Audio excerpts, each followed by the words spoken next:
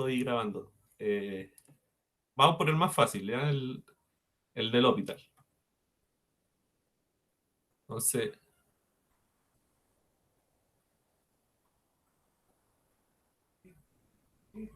este. Vamos a hacer aquí un poco de zoom por si hay alguien que está desde el celular o algo. Ahí. Entonces, lo típico, ¿cierto? Calcule este límite. Insisto, igual que la ayudantía pasada, hay muchas formas de calcular límites, ¿cierto? En particular, cuando se obtiene en el numerador 0 y en el denominador 0, acuérdense que uno puede ocupar la regla del L'Hopital. Siempre que tengan eso, de que al aplicar límite arriba, les dé algo tendiendo a 0 y al aplicar límite abajo les dé otra cosa tendiendo a 0, ustedes lo que pueden hacer es derivar arriba y abajo y el valor del límite se va a preservar. ¿Ya? Y eso es la regla del L'Hopital. Entonces, y en efecto, ¿cierto? En este límite, fíjense que al aplicar arriba, les queda 1 menos coseno de 0 al cuadrado, ¿cierto? Y el coseno de 0, aquí lo voy a anotar por si alguien se lo olvidó. Coseno de 0, ustedes saben que es 1, ¿cierto? Entonces, el numerador tiende a ser 0, ¿cierto? Porque nos queda algo muy cercano a 0. Y abajito, lo mismo, porque abajito les va a quedar 0 al cuadrado multiplicado por seno de 0 al cuadrado. Aquí también tienen que acordarse de que el seno de 0 es 0. ¿Sí? Acuérdense que esto representa coordenada en y esta coordenada en x cuando están en el ángulo 0. Entonces están en el punto 1,0, ¿cierto? Entonces tienen que tener estos valores. Entonces están en la situación de tener algo con 0 arriba y tener algo con 0 abajo. Entonces podemos utilizar la regla del L'Hopital, ¿cierto? Entonces, aquí estamos ocupando el L'Hopital. Yo lo voy a anotar así. ¿Ya? Entonces, aplicamos regla del L'Hopital, derivamos arriba y derivamos abajo, y el límite se preserva, ¿cierto? El valor de este límite, lo que nos dice la regla del L'Hopital, va a ser igual a este límite de acá. Entonces, derivamos arriba y abajo.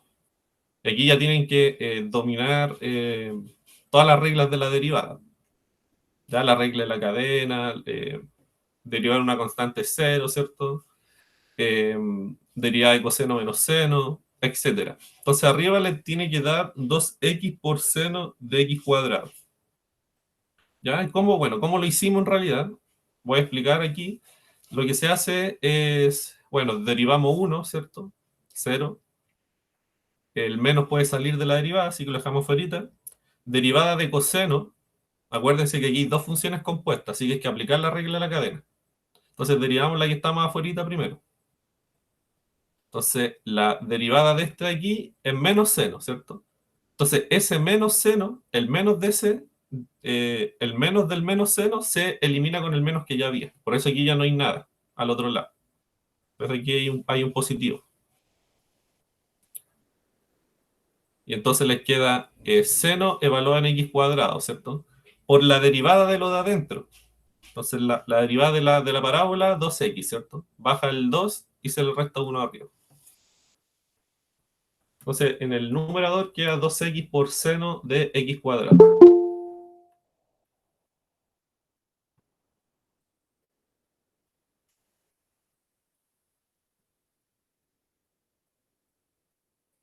Entonces eso.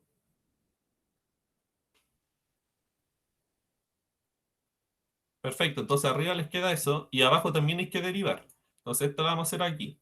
Derivada de x cuadrado por seno de x cuadrado. Entonces, regla del producto, ¿cierto? Porque tenemos un producto de dos funciones que dependen de x. Entonces, derivada del primero, derivada de x cuadrado, 2x por el segundo sin derivar. Ahí, ¿cierto? Más el primero sin derivar por la derivada del segundo. Entonces, regla de la cadena, ¿cierto? Derivada de seno, coseno, evaluar lo que estaba dentro, multiplicado por la derivada de lo que tenía adentro, o sea, derivada de x cuadrado, 2x. Entonces, en el denominador queda eso.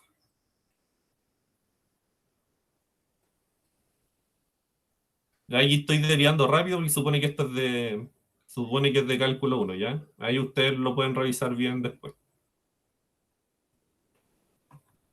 Entonces, fíjense, bueno, estamos acá, ¿cierto? Y si se dan cuenta, acá al aplicar límite de nuevo, nuevamente les queda algo de la forma 0 partido en 0. O sea, la regla del L'Hopital le tiró otro límite al cual de no se le puede aplicar L'Hopital. Por eso les digo que este es un L'Hopital un poquito más largo porque hay que ocuparlo dos veces.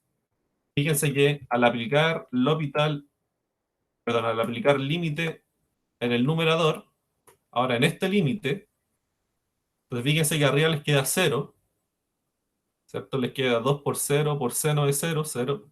Y abajito también. ¿Sí? Abajito les queda 2 por 0 por seno de 0 al cuadrado, 0, ¿cierto? Y aquí también, ¿cierto? Aquí lo que lo arruina todo es este polinomio que está acá. O sea, el coseno no se anula en 0, así que ahí no hay problema, pero el x cubo es el que jode ese sumando de ahí. Entonces, nuevamente tienen 0 partido en 0, nuevamente se puede aplicar la regla del L'Hopital. Entonces aquí L'Hopital de nuevo. Y volvemos a hacer lo mismo, pues derivamos arriba y abajo. Y aquí sí que me salté pasos. Entonces derivamos. Y voy a eliminar esto. Y lo vamos a escribir acá ya. Porque al parecer me salté algunos pasos. No miento. Entonces, eh, sí, sí, sí. Ay, sí, aquí, perdón, aquí se me olvidó decirles algo que hice. Antes de evaluar arriba y abajo, lo que hice, fíjese, fue eliminar este 2x. Sí, por eso lo había encontrado raro. Uno puede volver a aplicar L'Hopital al tiro acá, pero es más difícil porque van a tener funciones más feas. Entonces uno las puede maquillar un poquito para que les quede otra función. Entonces ese 2x yo lo puedo cancelar porque está tanto arriba como abajo. Entonces, chao. Y ahora sí, bueno, aquí simplificando.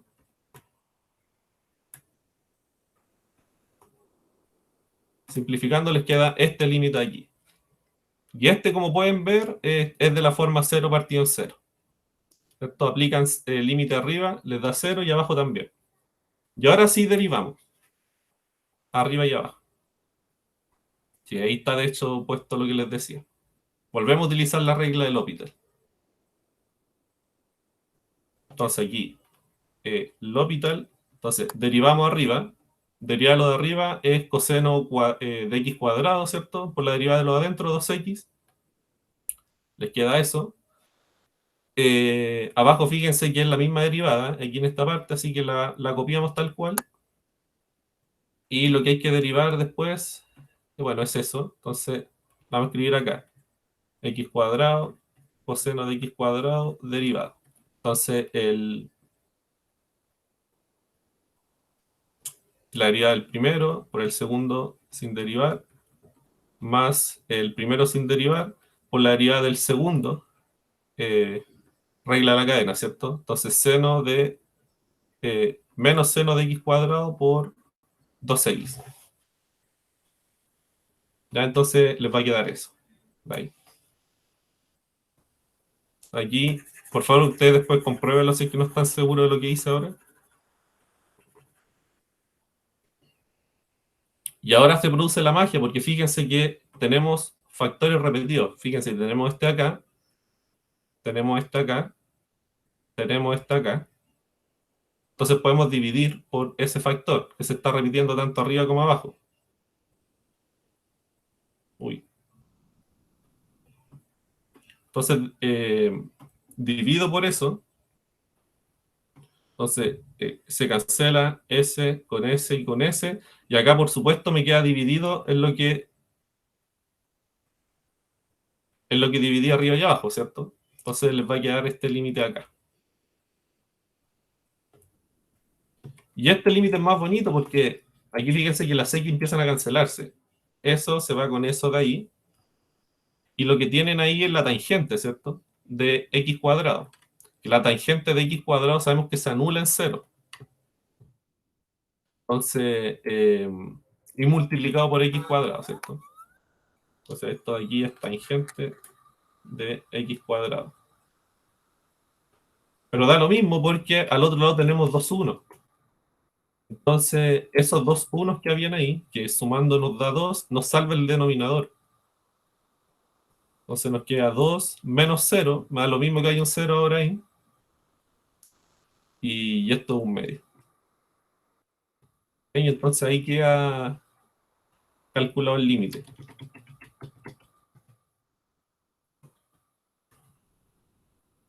Entonces aquí cuando ustedes empiecen a hacer ejercicios con L'Hopital, puede que a la primera no les resulte, bueno, lo vuelven a aplicar, como lo hicimos acá, aquí.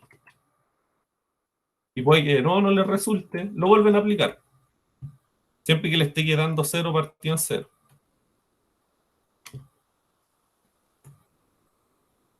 Claudio, Dígame, Bruno. cuando tuviste la prueba, ¿en qué te equivocaste ahí? ¿Qué hiciste mal? No me acuerdo, pero hice el hospital, y me equivoqué, parece que en una de estas derivadas. En esto cuando había que derivar un producto, ahí como que me enredé y puse otra cuestión y me dio otra cosa. Me dio cero, parece, este límite. Parece que, si creo que estoy recordando bien, parece que aquí puse un seno. Entonces al poner un seno ahí, en lo de arriba te queda cero. Entonces cero partido en dos, cero.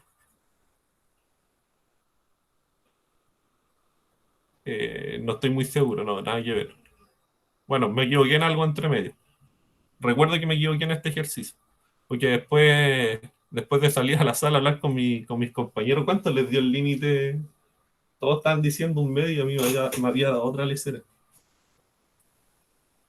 Pero son cosas que pasan cuando uno está dando una prueba, eso no significa que uno no se sepa la materia, ¿cierto? Son como, son cosas que pasan producto de los nervios o porque uno está distraído pensando en otra cuestión. Y eso. Así que si tienen dudas, por favor me escriben al chat o me hablan al micrófono.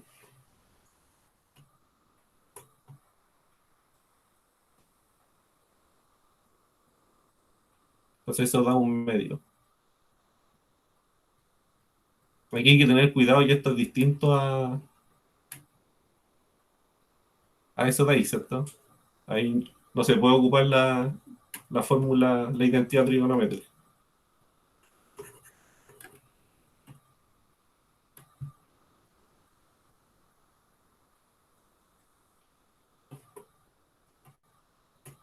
Ya pasemos al 5 entonces.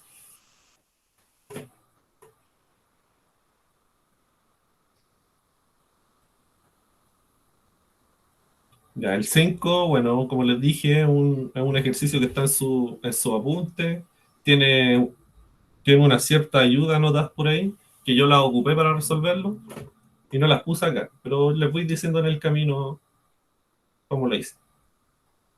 Sé qué es lo que nos pide el 5 demostrar que existe una función derivable, f, que cumpla esta ecuación de acá, para todo x, en su dominio. Difícil, ¿cierto? Porque ¿cómo uno demuestra eso? ¿Cómo uno demuestra que existe una función que yo la puedo derivar y que satisface la ecuación? Hay que elevarla a la quinta, después sumarla y sumarle la preimagen da cero. Entonces es difícil. Y además nos piden hallar f'. ¿Ya? Entonces aquí hay una condición que uno impone, que en principio, bueno, esto con la ayuda, una de las ayudas que les pone el libro o el apunte es esto, de que impongan de que impongan la condición de que la función sea invertible. Bueno, aquí puse invertible, pero invertible me refiero a biyectiva, ¿ya? Que tiene inversa. Ya entonces, yo voy a imponer que la función que busco, la función f que busco, tiene que ser biyectiva. Sí, porque lo puedo hacer, porque me están pidiendo que encuentre una función, no me están diciendo que encuentre una función que no sea biyectiva o que sea biyectiva. Entonces yo puedo decir que sea biyectiva nomás. Entonces busco una función que sea derivable, 1, que satisfaga la ecuación 1 y que sea biyectiva. Yo le voy a agregar la palabra biyectiva, o sea que tenga inversa. Entonces lo que podemos hacer es esto, ¿cierto? Podemos trabajar con la inversa. Si yo tengo una cierta x, yo sé que va a existir siempre una única y que haga esto. De que al aplicarle la y, me llegue a la x, ¿cierto? Eso es la función inversa, po. Ese es el proceso inverso. Entonces existe una f a la menos 1, eso es lo que estoy diciendo acá. Lo cual es equivalente a esto de acá, ¿cierto? De que si yo tengo cualquier x, yo siempre la puedo aplicar, yo siempre la aplicar la f a la x, llego a una y, ¿cierto? Y al revés, po, al aplicar la f a la menos 1 a esa y, llego a una x al otro lado, que es lo otro que tengo anotado aquí al principio. Entonces esto acá. Ya entonces, esto es una ayuda que les da el problema. Ustedes lo van a ver en el apunte si es que un día intentan hacerlo. Y les va a salir en un paréntesis. Entonces, fíjense lo que estoy escribiendo ahora como un cambio de variable, ¿cierto? Estoy tomando una variable y igual a una f de x, que cumple esta propiedad acá, insisto. La primera que la anoté. Entonces, yo sé que la f tiene que cumplir esto, ¿cierto? 1. Entonces la reemplazo ahí nomás. Ya fíjense, f de x elevado a 5 tiene que ser y elevado a 5, porque estas dos cosas son iguales. Ahí está ese factor, ese sumando. Tenemos f de x es así, entonces tiene que estar ahí. Y la x, ¿se acuerdan que era f a la menos 1 de y? Entonces está ahí. Y eso tiene que ser igual a 0. Y fíjense lo que se logra acá. Nosotros logramos encontrar una expresión para la inversa de f. Esto es lo entretenido de este ejercicio. Que al hacer este cambio, uno encuentra una expresión para la inversa. O sea, uno encuentra una expresión explícita para la inversa. Entonces, f a la menos 1 de y tiene que ser igual a menos y a la 5 menos y. Entonces, la inversa de la función que estoy buscando la conozco. Es esta de aquí. Lo cual no me asegura conocer la inversa de f, ¿cierto? O sea, no me asegura conocer explícitamente cuál es la f. Aunque que yo conozca la inversa, puede ser muy difícil calcular eh, la inversa de esa, ¿cierto? Porque la inversa, recuerden que es la función. Entonces, tenemos esta expresión para acá. Entonces ya estamos casi, ¿cierto? Porque nosotros buscamos cómo es la f, que existe esta f. Bueno, tenemos la inversa, por lo menos. Tenemos la inversa de esa función f.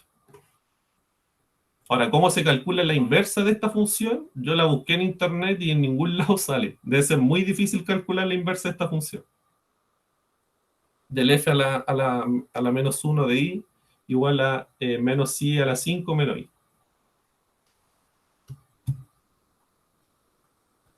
Entonces,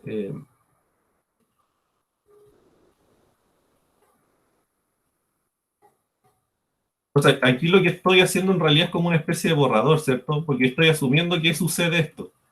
Estoy asumiendo que sucede 1, estoy asumiendo que la f es biyectiva, entonces estoy haciendo un borrador y a partir del borrador yo encontré esta expresión.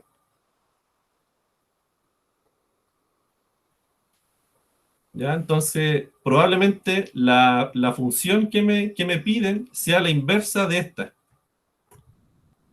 ¿Sí? Porque la inversa de esta va a satisfacer 1, ¿cierto? Y eso lo vamos a demostrar ahora. Entonces, primero que nada, entonces nosotros llegamos acá, ¿cierto? ¿Cómo sé que esta función de aquí, primero que nada, tiene inversa?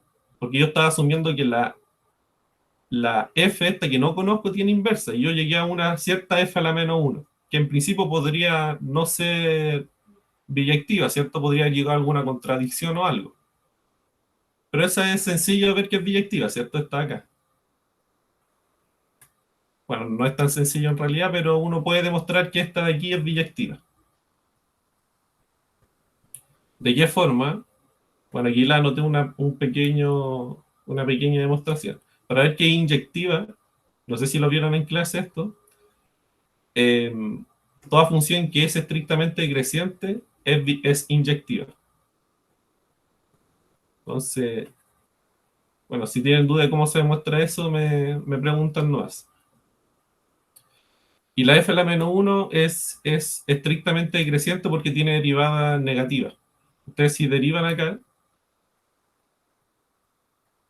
entonces aquí al derivar, bueno, con respecto a ahí, ¿cierto? Esto es menos 5 por i a la 4 menos 1. Y esto es menor a 0, ¿cierto?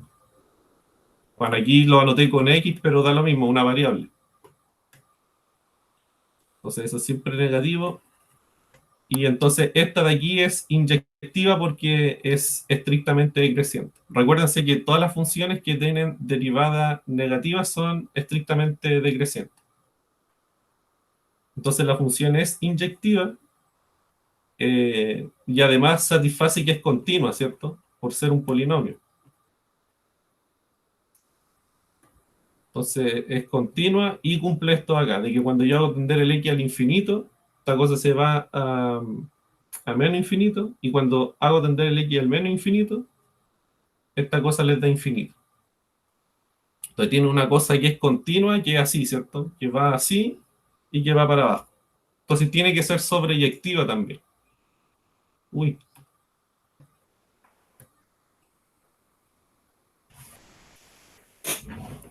Entonces este f a la menos 1 es biyectiva. ¿Ya? Entonces es biyectiva en todo R, de hecho, y, y es derivable, ¿sí? Porque es un polinomio, entonces se puede derivar. Entonces, yo sé que esta función que yo encontré en mi borrador tiene inversa, ¿cierto? Tiene inversa, que va a ser nuestra f, la f que buscamos, es derivable esta de aquí, ¿cierto? Porque es un polinomio, por lo tanto su inversa también va a ser derivable. ¿Se acuerdan que vimos eso la ayudantía pasada?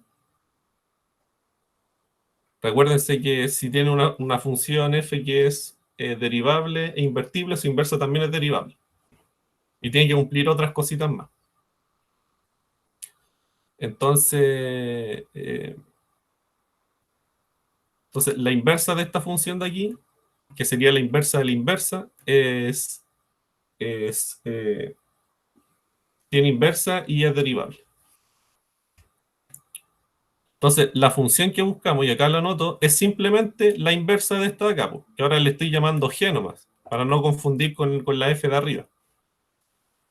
Sí, pero fíjense que es la misma función de acá, pero está escrita de otra forma, ¿no? Con una x. La función pedida tiene que ser la inversa de este. No esta función, sino la inversa de este de acá. ¿Y cómo hace eso? Bueno, yo sé que esta composición de aquí me tiene que dar x, ¿cierto? Sí, porque estoy componiendo la función con su inversa, entonces me tiene que dar la x, pero por otro lado, por definición de g, me tiene que quedar esto. ¿Sí? Recuerden que la g es así. Entonces, esto de aquí está haciendo como un papel de x, ¿cierto? Entonces les tiene que quedar así, reordenando, les va a quedar lo que queríamos.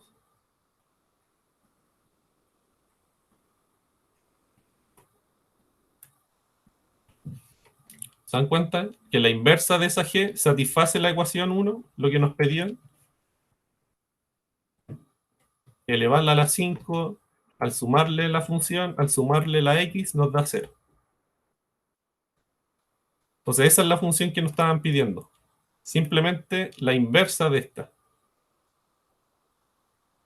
La inversa de esta. Que por todo lo que hicimos más arribita, sabemos que la inversa de la g es derivable, ¿cierto? Y por supuesto existe porque la G es biyectiva. Entonces ahí estamos con... No sé si habían visto ese ejercicio en su apunte.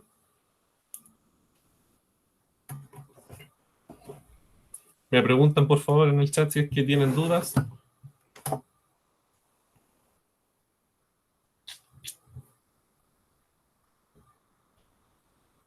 Eli, no caché muy bien. Sí, pues claro, sí, sí, sí, sí. Sí, creo que igual está un poco enredado todas las letras que puse acá, pero podemos saltarnos toda esta parte de aquí. Saltémonos toda esta parte de acá. Ignoremos toda esa parte, que está un poquito enredada, y acá también. Entonces yo partí asumiendo, o sea, yo partí trabajando con la ecuación uno, ¿cierto? Con la función f. Función f que quiero encontrar. Quiero demostrar que existe esa función f. Entonces yo hice desarrollo algebraico entre medio, asumí que la f era biyectiva al principio, y llegué a que la inversa de esa f tiene que ser esto. La inversa de esa f, no la f, sino que la inversa de la f tiene que ser eso. Sí, acuérdense que llegamos con este cambio, reemplazamos y llegamos a eso. Entonces, yo afirmo que la función que buscamos es la inversa de esta. ¿Cierto? Porque la inversa de esta, fíjense que va a ser f, porque esto es una f a la menos 1. La inversa de la inversa tiene que ser la función. Entonces, afirmamos que la función que buscamos, la función f que buscamos, es la inversa de esta. Entonces, eso era como un borrador, ¿cierto? Porque el borrador lo que está haciendo es encontrarme esta expresión de acá. No es como parte de la demostración. Yo acá abajo voy a empezar la demostración de verdad. Entonces voy a definir una función g que sea de esta forma. ¿Cómo se me ocurrió? Bueno, mirando el borrador, ¿cierto? Mirando esta parte de aquí. Entonces yo defino una función g que sea de esa forma y afirmo que la función f que busco es la inversa de esa g. Y eso es lo que pongo ahí, ¿cierto? La función pedida es simplemente la inversa de esta función g. Entonces lo voy a escribir en algún lado. Afirmo acá que f, la f que me están pidiendo, es simplemente la inversa de g. Entonces, ¿cómo demuestro que esa es la función que me sirve? Bueno, tengo que mostrar que la función satisface 1, ¿cierto? Y luego tengo que mostrar que también es derivable. Primero veamos que satisface 1.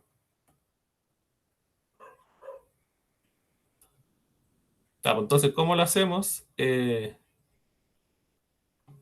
vamos a borrar este cuadrito acá. Entonces, yo sé que g, que es la que está aquí, compuesta con su inversa, tiene que ser x. ¿Sí? Porque por definición de inversa, ¿no? ¿Cierto? Pero por definición de g, acuérdense que g lo que hace es tomar una x y hacer esto. Entonces, al tomar g a la menos 1 de x, tiene que hacer lo mismo. Entonces, toma g a la menos 1 de x, la eleva a la quinta, con un menos afuera, y le resta g a la menos 1 de x. Entonces, me queda x igual a esto de acá. Reordeno todo y me queda lo que quería. ¿Se dan cuenta? Nos queda g a la menos 1 a la 5 más g a la menos 1 de x más x igual a 0. Pero yo estaba afirmando que la f era g a la menos 1. Entonces esto en realidad es f de x a la 5 más f de x más x e igual a 0. Entonces, check. La función que yo afirmé que era la que buscaba satisface efectivamente la condición 1, la ecuación 1. Entonces, bueno, este párrafo de acá era para justificar que la g era biyectiva. ¿Sí? Porque en algún momento tomamos la inversa de g, ¿cierto? Acá.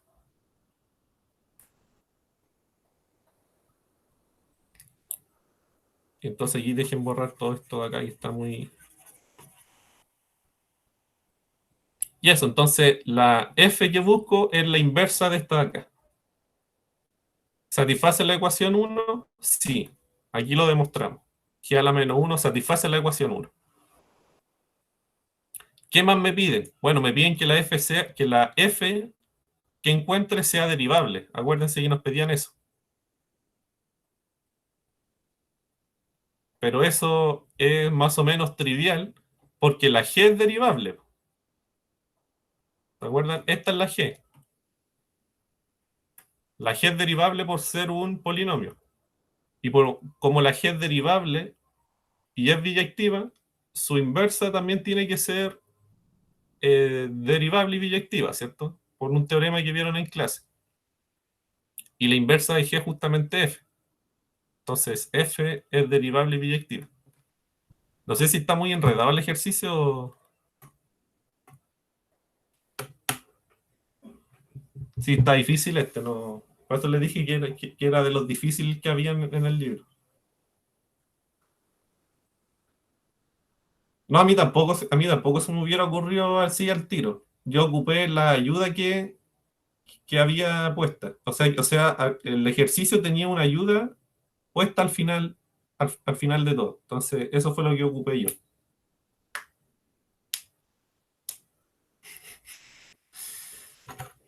Entonces, la ayuda es para encontrar esta función g.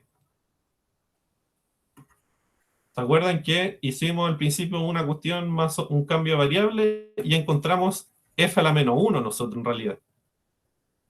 Entonces, de ahí a uno se le ocurre definir una función g igual que la f a la menos 1 y decir que la inversa de esa g es la f que buscamos.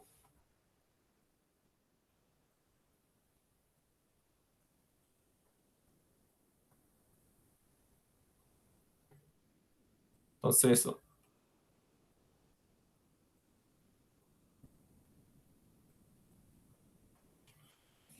Y nos piden calcular f a la menos 1, o sea, f', perdón. Entonces, la f' la podemos calcular sabiendo esto, de que f igual a g a la menos 1. Entonces, f' en i, ¿cierto? Da lo mismo la variable, aquí le puse i, es lo mismo que g a la menos 1' de i, ¿cierto? Acuérdense que estábamos asumiendo eso. Pero la derivada de la inversa, nosotros tenemos una fórmula, ¿se acuerdan que la vimos en la ayudantía pasada? Esto de aquí. 1 partido de la derivada de f evaluada en la inversa. Entonces eso lo voy a ocupar acá. Me pasé, ¿dónde está? Aquí. Entonces, 1 partido en la derivada de g evaluada en la inversa de g. Entonces, g' yo la conozco, ¿cierto? La podemos calcular. Aquí tenemos g. Derivar g es fácil, ¿cierto? Es un polinomio nomás. Entonces, bueno, el denominador les queda así. Y eso. G a la menos 1 tiene que ser f, ¿cierto? Acá está, nuevamente. Y entonces la derivada de f les da lo que más adelante van a conocer, una ecuación diferencial.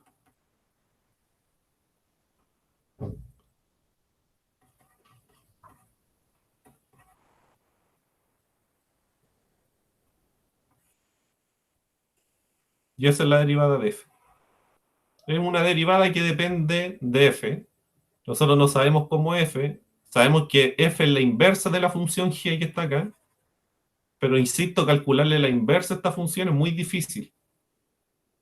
Lo puse en programas que encontré online en internet y ninguna pudo calcularme la inversa. Pero al menos tenemos como una fórmula que me relaciona la derivada con la función, ¿cierto?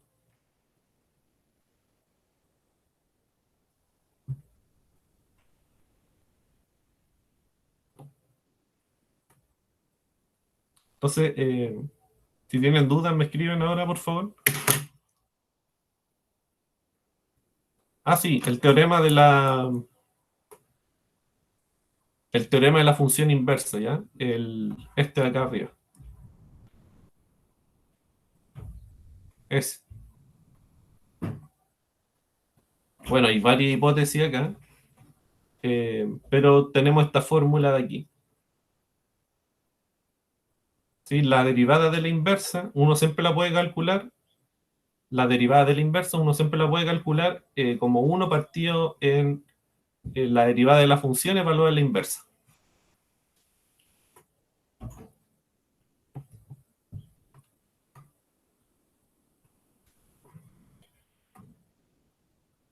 Siempre, no se preocupen si no entendieron bien el ejercicio, después vean de nuevo el video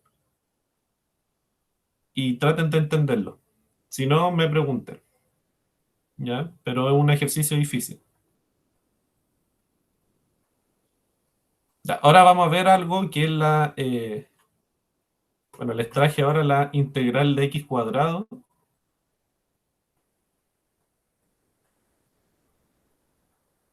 que ojalá alcancemos a verlo. Así que esto lo voy a borrar acá. Si no alcanzamos, seguimos mañana. Recuérdense que mañana tenemos clase a esta misma hora. Pero yo espero que alcancemos a ver esta parte de aquí. Igual la parte B sale facilito, ¿ya? Entonces, entonces integrar polinomios casi siempre se hace de la misma forma, con integral de Riemann.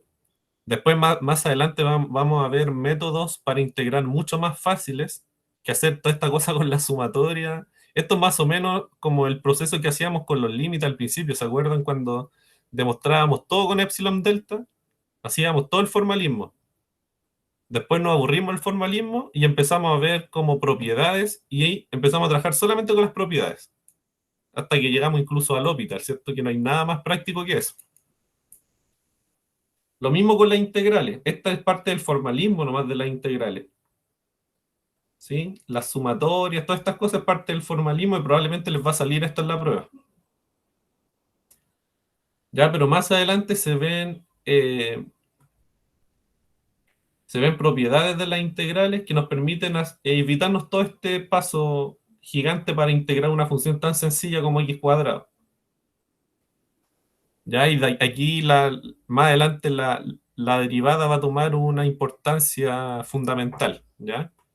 Pero por el momento aquí no hay nada de derivada. Aquí es solamente suma de rectángulo, o sea, suma de áreas de rectángulo y ínfimos y supremos. ¿Claudio? Sí, dígame, Bruno, creo que es. Sí, sí. ¿Tú lo decís por el teorema fundamental del cálculo después? Exactamente. Más adelante van a ver el teorema fundamental del cálculo, y eso, y van a antes a pasar el concepto de antiderivada. Y ahí entonces calcular integrales va a ser súper fácil para los físicos sobre todo. Hoy estamos en la hora ya, entonces. Chao, Rocío, que le vaya bien. Después ve el video si es que no. O sea, si es que alcanzamos a hacer, ve el video de lo que queda ahora. Entonces, no sé qué pasó. Ahí estamos. Ya. Entonces, tenemos la función x cuadrado definida en este intervalo de acá. Ya en el intervalo 0, 1 cerrado. Entonces, vamos a hacer acá un dibujo.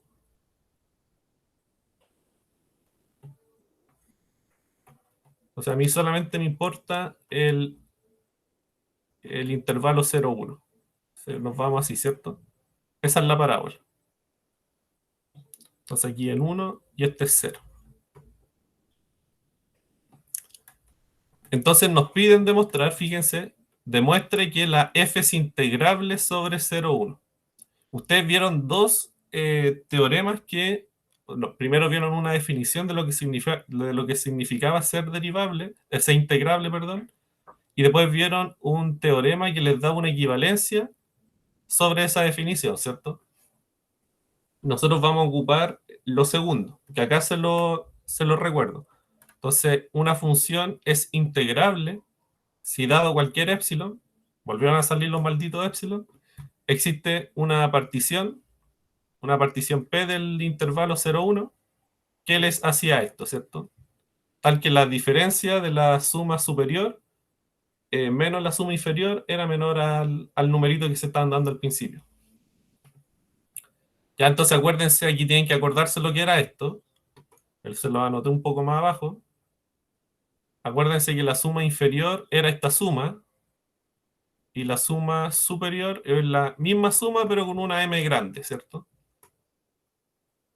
Entonces aquí, importante que entiendan esto.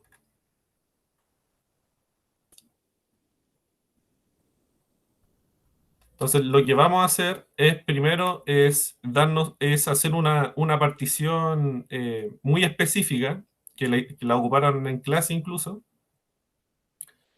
Y a partir de eso vamos a hacer esta diferencia. Vamos a calcular esta cosa, vamos a calcular esta cosa, las vamos a restar y vamos a ver que se puede hacer menor a un epsilon cualquiera.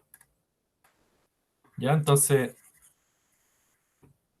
aquí atento porque el desarrollo es prácticamente el mismo cuando hicieron esto con la X en clase. No hay mucha diferencia.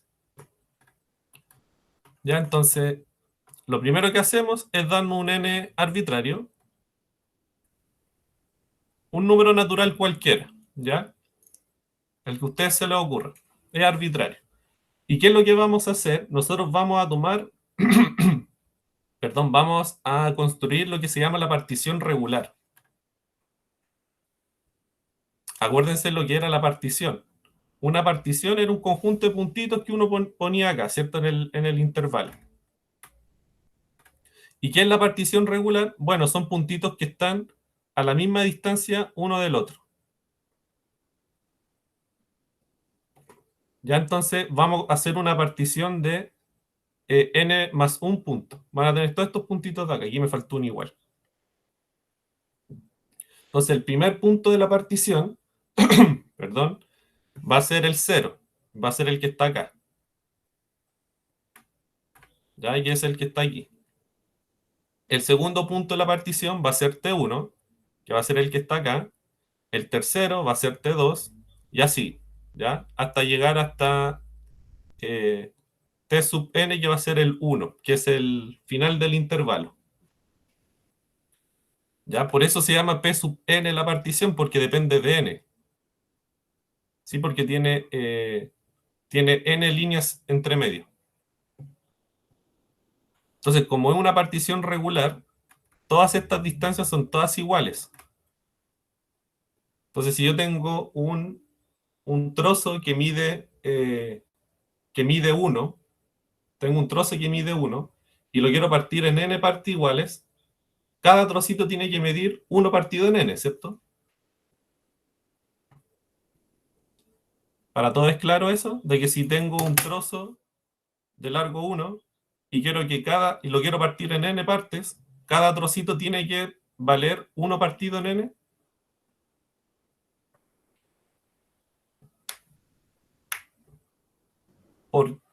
Sí, dígame, Bruno. Iba a decir sí, nada más. ¿Cierto? Porque al sumarlos todos me tiene que dar n. Claro, claro, sí, tiene sentido. Tiene sentido, ¿cierto? Entonces aquí voy a borrar esta cosa, me quedó muy, muy fea. Y vamos a hacerlo así. Ahí. Entonces, esto es la partición entonces. Son n cositas que están puestas y todas separadas a la misma distancia. Ya una partición es algo que me divide el intervalo en el cual estoy trabajando. El intervalo en este caso es 0,1. Entonces, cada una de estas distancias es 1 partido por n. ¿Ya? Entonces, si la cosa es así, están todos a la misma distancia, fíjense que esto yo de alguna forma, cada t sub i los puedo escribir de esta forma. ¿Sí? El primer t sub i, que es el t sub 0, yo lo voy a escribir de esta forma, como 0 partido por n. El segundo lo puedo escribir como un 1 partido por n. el tercero lo puedo escribir como un 2 partido por n. El cuarto, que va a estar como por acá, va a ser un 3 partido por n. Voy avanzando, ¿cierto? Porque lo que les dije antes era la distancia entre los t sub pi. Ahora es el valor del t sub pi, tienen que ser estos, así. ¿Por qué? Porque voy avanzando distancias 1 partido por n. Hasta llegar al final, que es el 1, que va a ser n partido por n nomás.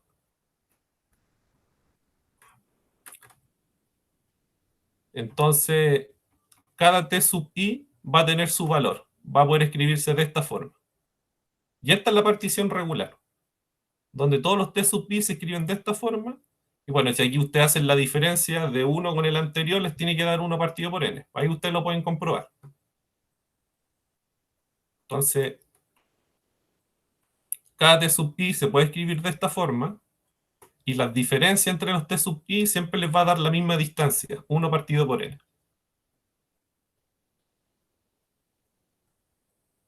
Ya, entonces va a quedar así. Aquí esto lo vamos a escribir con los t nomás, pero ya sabemos cómo son. Entonces este va a ser 1, ¿cierto? Que va a ser el t sub n, el t sub 1, y este de aquí es el t sub 0.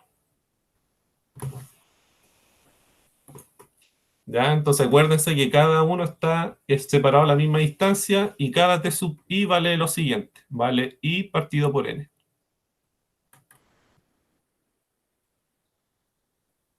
Ya, hasta ahí vamos bien, ¿cierto? Entonces, ¿para qué me sirve esto? Bueno, porque yo quiero calcular el m sub i. Entonces, ¿qué era el m sub i? Y aquí se los voy a recordar. El m sub i, recuérdense que me sale acá, en la suma inferior. Está ahí el m sub i. Entonces, yo lo necesito calcular. Entonces, el m sub i es esto. Yo sé que esto es muy, muy abstracto, pero es lo siguiente.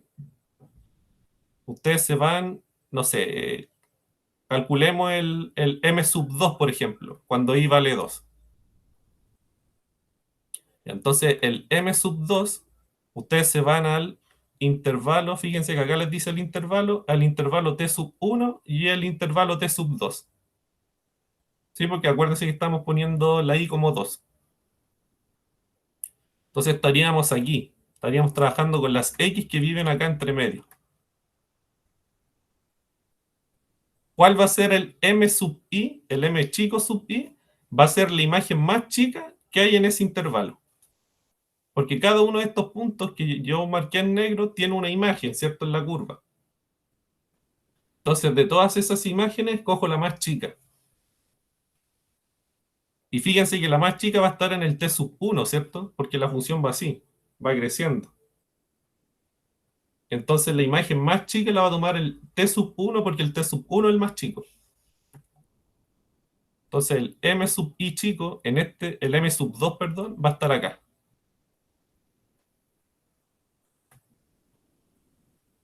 Que bueno, en realidad está en el eje, ¿cierto? En el eje y marcado, pero lo marqué ahí. Ese es el m sub 2. Entonces yo puedo hacer lo mismo en otro intervalo, no sé, por ejemplo, este el t sub 3, este el t sub 4, este el t sub 5. Por ejemplo, veámoslo entre el t sub 3 y el t sub 4. Entonces, nuevamente, nos vamos entre t sub 3 y t sub 4, los x que están ahí entre medio. Entonces, el m sub 3, el m sub 4, perdón, en este caso va a ser el siguiente, va a ser la imagen más chica, que en este caso va a coincidir ahí. Bueno, el m sub 3 está como por acá, ¿cierto? Está como por ahí. Y el m sub 5 está como por ahí. Y esos son los m chicos. Fíjense que es el ínfimo de las f's. O sea, es la imagen más chica de los x que viven en ese intervalo. Entonces, como la función es creciente, que esto les va a pasar en todos los polinomios que cuando se trabajen en intervalos positivos, siempre les va a resultar esto. El m sub i va a ser la imagen en el extremo inferior del intervalo. O sea, siempre va a ser la imagen de esto. En otras funciones más raras, por supuesto que puede estar entre medio, ¿cierto? No sé, pues piensen en una función que sea, no sé, como rara. Y estén haciendo una partición y que estén trabajando acá. El m sub i, fíjense que va a estar acá. Ahí. Porque es el punto más bajo en ese intervalo chiquitito. No está, no está acá, como en los que estamos trabajando nosotros, sino que está como al medio. Pero es porque la función no es creciente en ese intervalo nomás.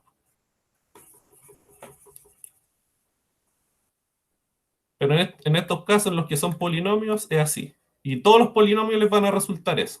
Ya para que no, si es que le llega a salir un polinomio x a la quinta, ustedes ya saben calcular el m sub i, ¿cierto? El m chico. Bueno, y de igual forma, el m grande, que también lo tienen que calcular, para calcular el u, ¿cierto? Es lo mismo, aquí el supremo, solamente que el m grande es la imagen más grande que uno puede tomar en el intervalo. Que en nuestro ejemplo va a ser el extremo superior, ¿cierto? Entonces, el m sub i va a ser la imagen del extremo superior, o sea, de este de acá. Entonces, ¿tienen alguna duda de cómo se calculan los m sub i chicos y los m sub i grandes? En los casos en los que la función sea creciente es sencillo, ¿cierto? Siempre va a ser el, eh, el m sub i chico va a ser la imagen del extremo inferior y el m sub i grande va a ser la imagen del extremo superior, porque la función es creciente. Claudio, Sí, dígame, Bruno. ¿y qué pasa si, por ejemplo, la función es más caótica? ¿Cómo puedo cachar? No, si la función es muy fea, yo creo que ni el profe puede calcular. Ya, ok. Así que en alguna prueba les tienen que dar algo bonito. Algo creciente por último. ¿Ya? Entonces, siempre que la función sea creciente, ustedes pueden hacer eso. Pueden tomarse el atajo de tomar el m sub i al tiro como el f del extremo inferior. Ojo, la función es creciente. Si fuese decreciente la función, entonces estos cambian, ¿cierto? El m sub i, chico, habría que tomarlo como el extremo superior, ¿cierto? La imagen del extremo superior, porque ahora la función va así. Entonces la imagen más chica se encuentra en el mayor valor de las x. Al igual que el m grande, tendría que ser al revés en ese caso, porque la función va decreciendo. Ustedes calculando el m sub i chico y el m sub i grande y teniendo parametrizada la partición, están listos. Aquí hay llegar y reemplazar en las L en la L y en la U. Entonces, la L, acuérdense que era esto. Por definición es esto, es la suma de todos los rectángulos más chicos que uno puede ir haciendo.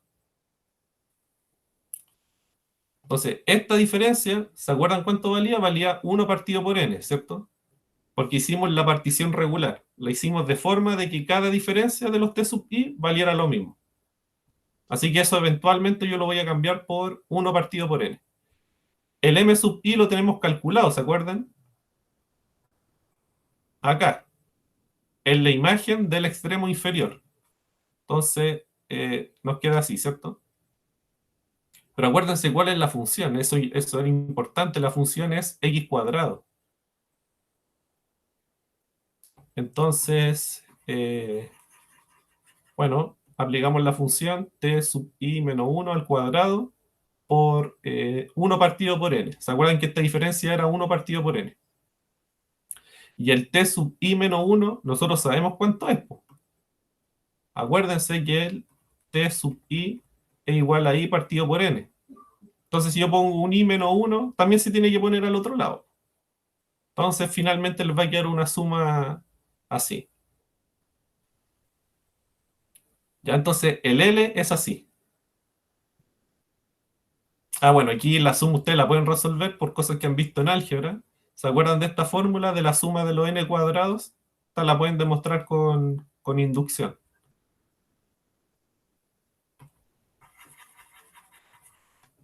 Entonces aquí, inducción.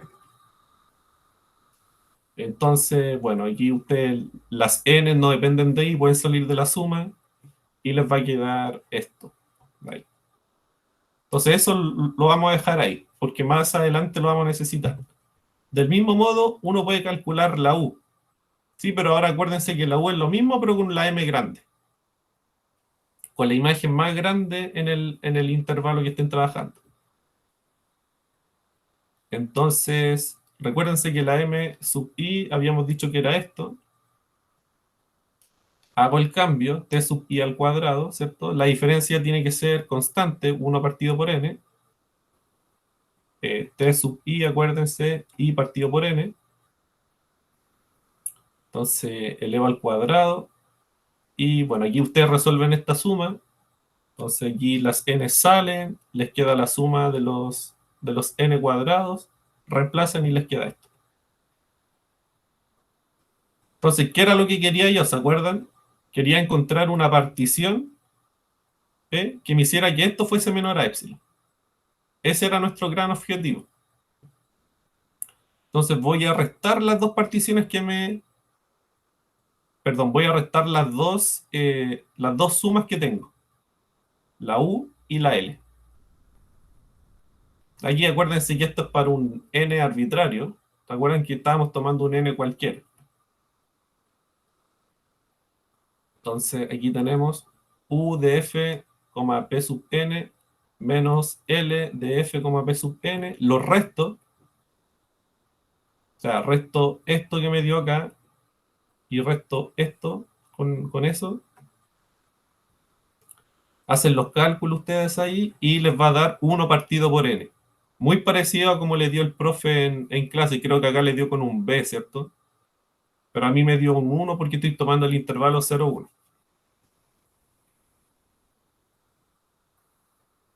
Bueno, y aquí hay una formalidad más que nada, ¿cierto? Esto, cuando ustedes toman un n muy grande acá, un n lo suficientemente grande, esto ustedes lo pueden hacer menor a epsilon. Eso se llama propiedad arquimediana, y el profe no lo justificó en clases, pero aquí yo les digo qué es. Entonces, la propiedad arquimediana que les dice que ustedes pueden encontrar una n tal que 1 partido por n es menor a epsilon. Ya acuérdense que al principio no estábamos dando un epsilon. Ustedes siempre pueden encontrar una n que les va a hacer este cociente menor a epsilon. Entonces, la partición que tienen que tomar, porque acuérdense que estábamos buscando una partición, existe una partición, va a ser simplemente la partición P sub n mayúscula, siendo la n mayúscula el de la propiedad arquimediana. ¿Por qué? Bueno, porque ustedes saben que esta diferencia es menor a 1 partido por, perdón, es igual a 1 partido por n, ¿cierto? ¿Se acuerdan? Un n ahí, un n ahí. Entonces si pongo el n grande, también se pone bajito. Pero esto, por la propiedad arquimediana, es menor a epsilon. Y ahí les queda la desigualdad que les puse. Y así se demuestra que una función es integrable. Es difícil, sí, lo reconozco. Pero por lo menos los polinomios,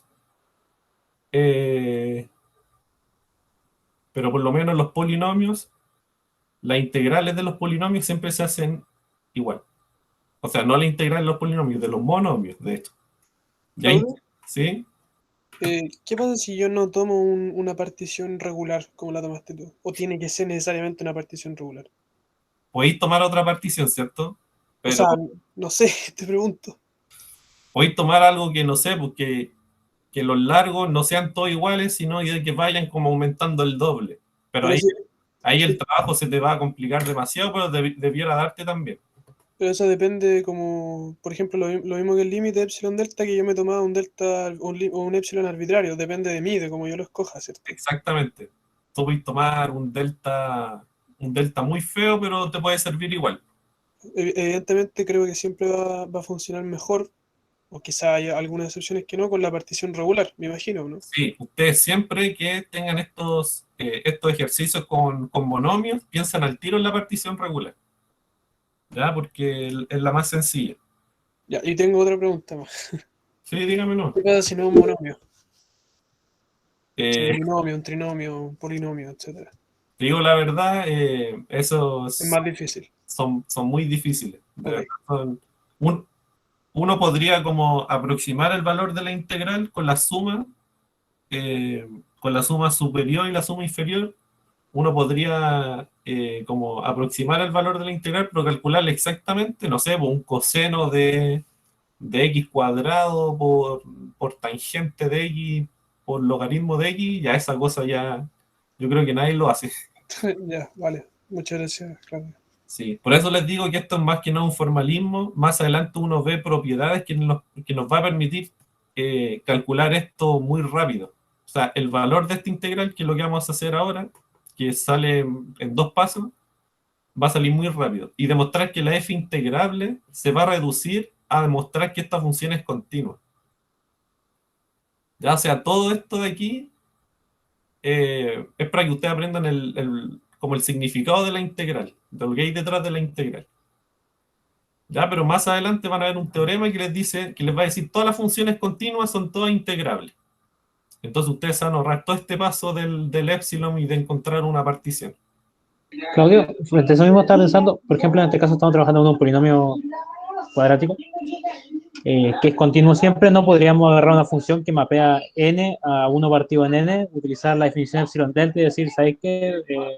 Se cumple de que 1 partido en n es menor a epsilon, ¿entendés? Tomando el valor absoluto de x menor a delta tanto, ¿entendés? No, no entendí. Era tomar una función de dónde a dónde.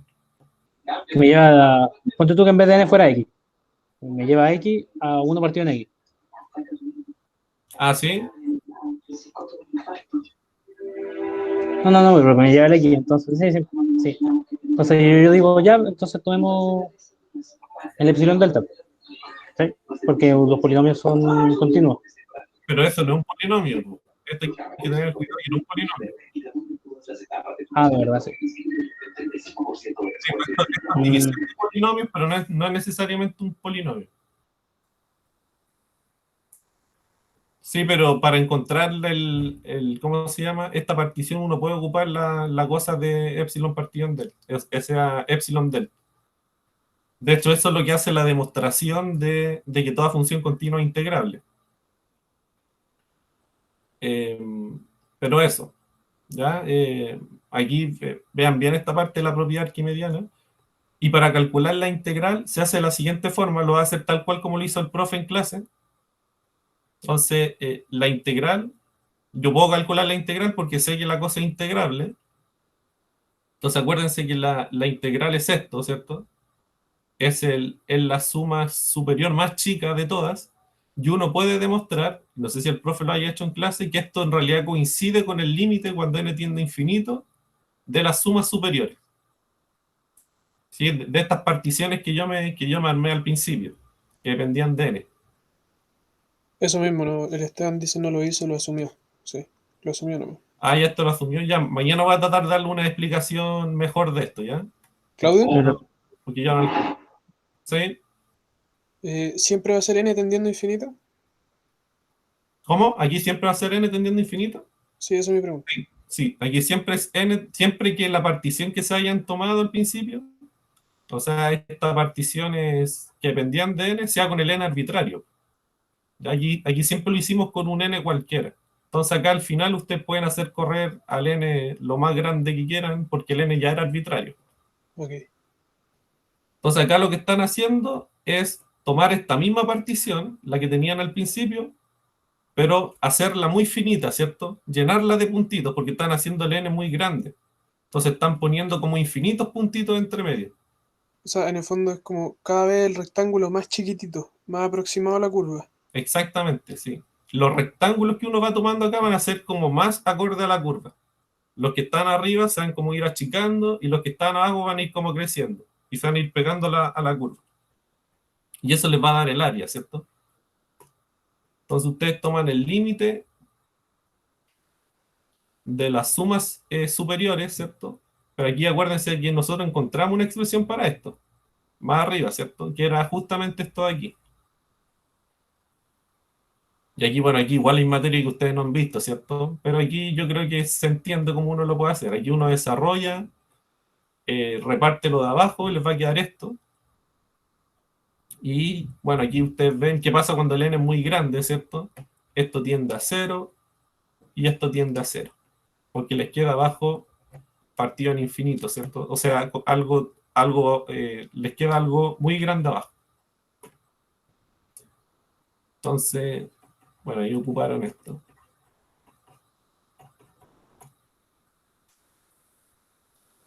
Y bueno, el 1/3 no tiene n, así que 1/3 nomás, ¿cierto?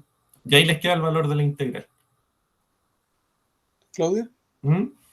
que nunca entendí bien qué significa ese d de x. Ese como diferencial, si se puede decir así, que se toman. ¿Por qué le ponen d de x y no la integral de la función, no? Sí, una buena pregunta. Este de x es como Intégralo en x, ¿eso? claro, es una forma de decir que uno lo está integrando con respecto a la variable x, pero por lo que tengo entendido yo, esto como que denota el largo el ancho del rectángulo que uno está armando. No hay que tener, o sea, tenemos acá arriba estas diferencias de los t sub i. Ya, Lo, perfecto. lo que está diciendo ese dx es que estás tomando diferencias muy pequeñas. Entonces aquí estás sumando lo que vale la función x cuadrado multiplicado por el largo por el ancho del rectángulo. Entonces eso te da un área. La función, Ah, la altura y el dx como la base. ya, perfecto. ¿Cachai? Y la integral es como la suma infinita. Ok.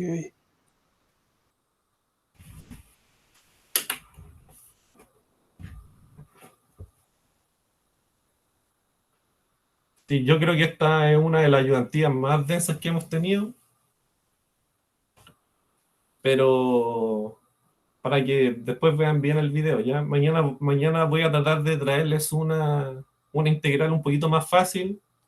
Quizás les repita la integral de la recta ese que hizo el profe, pero en algún intervalo más específico,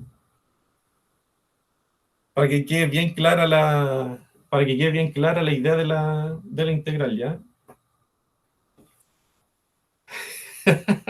No, el profe está bien ahí.